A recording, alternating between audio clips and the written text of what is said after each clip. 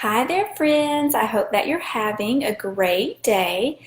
I am live on location again with my very good friend Lauren here from iCare, Yes. Emergency Room and Urgent Care Center.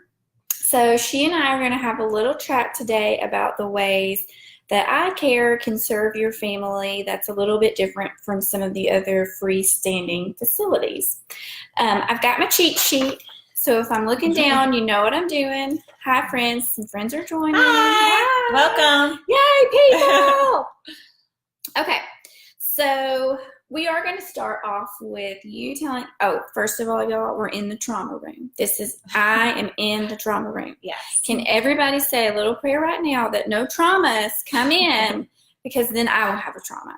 Anyways, let's get on with business. Okay, so what does actually make you different from other freestanding facilities? What is fancy about iCare? So iCare is one of the only hybrid models in our area. So we are a freestanding ER as well as urgent care. What separates us from the hospital ER is a lot of less waiting time.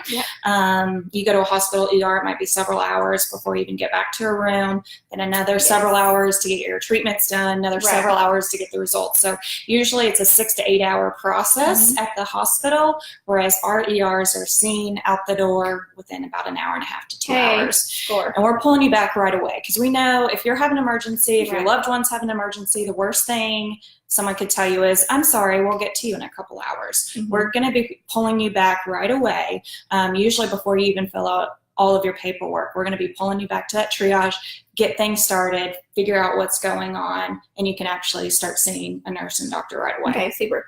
And one of the things that I love most about iCare is it just for kids or is it just for adults? Everyone. It's for everybody. Yes. Our physicians are very comfortable seeing infants all the way up to adults. And so you can bring the whole family, even if you have different complaints. We can see you on ER, urgent care, or if everyone has the flu, we can see you all at once. You don't have to go. Strep through has made its rounds, as it likes to do. School's back in. Bring them all the germs. And so kiddos get it. They pass it to the adults. So we can see everyone at once. Okay, perfect.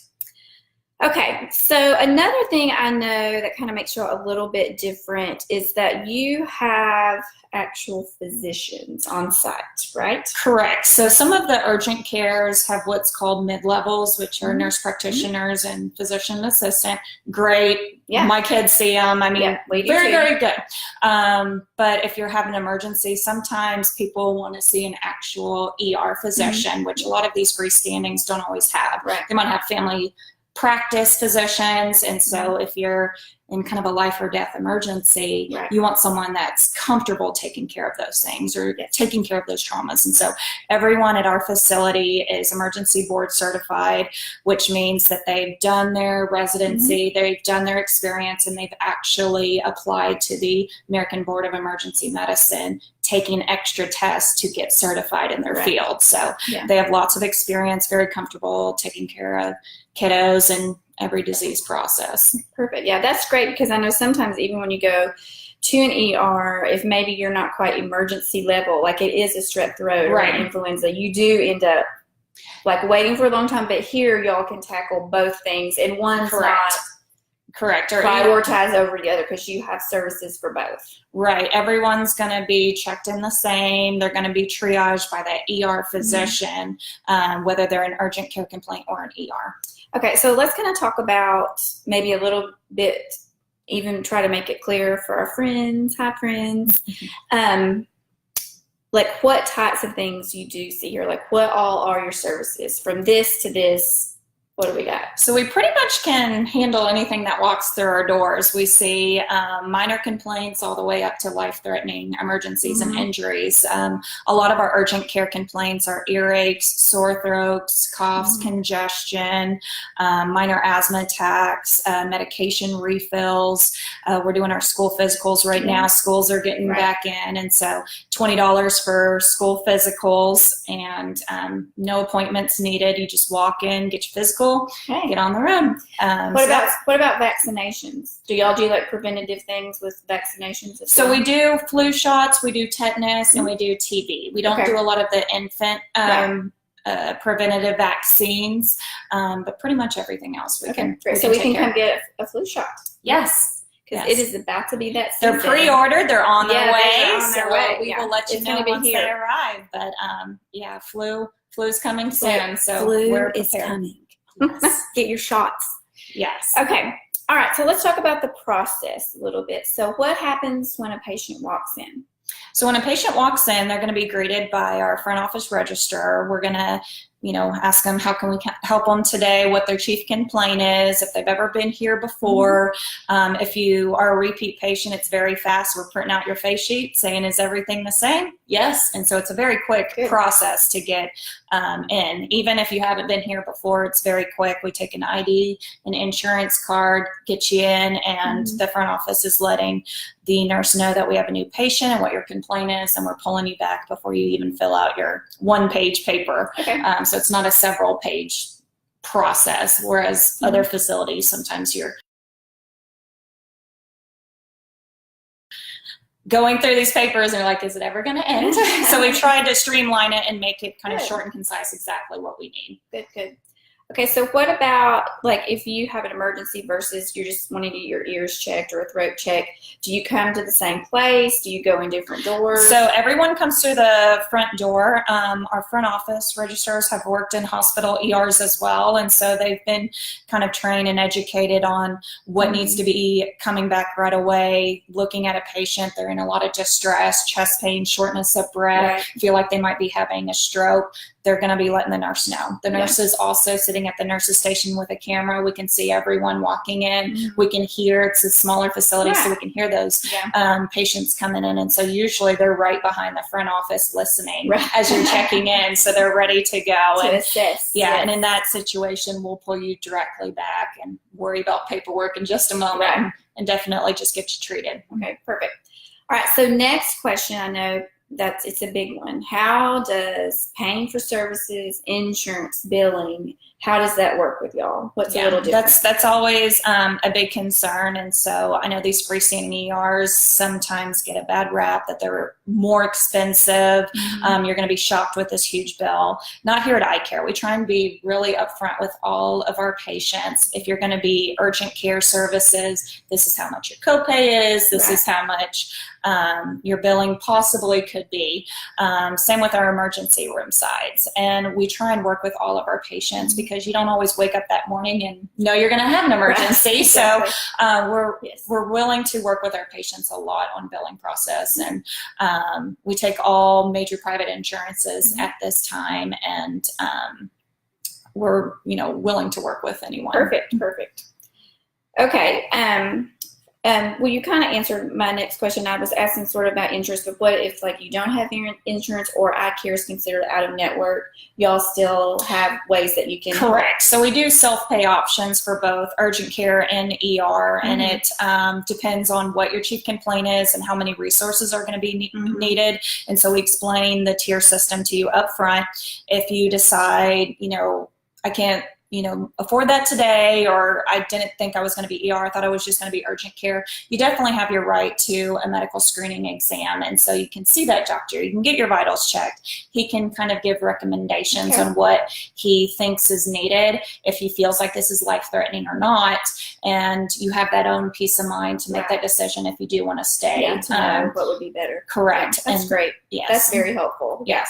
And as far as out of network, so all the freestanding ERs, whether we're in network with your insurance or not, we have to bill at an in-network rate on all of our ER services. Oh, okay. That's good to know. That's fabulous. Okay, so I know one question that mamas kind of find, or situations moms find themselves in, and I have been there myself a few times. What tips do you have for us to kind of know when, like, it's emergency or not an emergency? That's hard, and that's what's nice about our facility. Since we are urgent care and ER, sometimes people contemplate, well, should I go to my doctor? Should I go to an urgent care? Should I go to pediatric urgent care? Should I go to ER? Where do we go? Pretty much we can handle anything that walks in our door. So we're a good resource for everything, whether it's urgent care or ER. I recommend calling 911 if definitely someone's unresponsive, not breathing, your child is blue around the lips, you suspect any kind of seizing.